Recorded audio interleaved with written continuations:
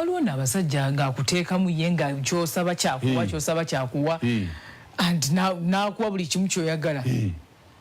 Buli kimu ky'oyagala tasobola singa tebacomplaini nga bali mu ssente ezo.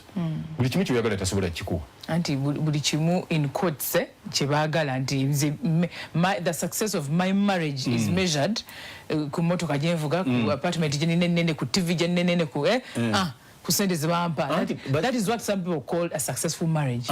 You see a successful marriage kwe kubeera mu bufumbo nga n'abaana bo bozadde mu mwami oyo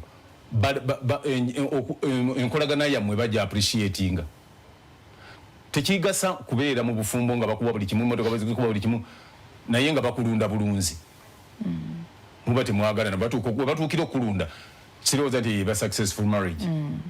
Batuukira okugamba nti genda omuno omubuulire omuvayo sawa mmeka wayi wangambye nti ogenda wa mami kati ate ndaba oli wano olwo ne bana bagamba nti kakwene video call ndage wooli bwe bufumbo bw'oyagala buli mu ssente naye ate nga oliye obufumbo ye katulakyavaayo n'ayagala ate gym instructor anti kakati ekizibu nti olwo era abatafunye byakola kituufu omukwano era oba okyagwagala ekikutwala kityo ate n'okola diversion okugenda omuntu wo bwati ne bwati kitegeeza nti omukwano togulina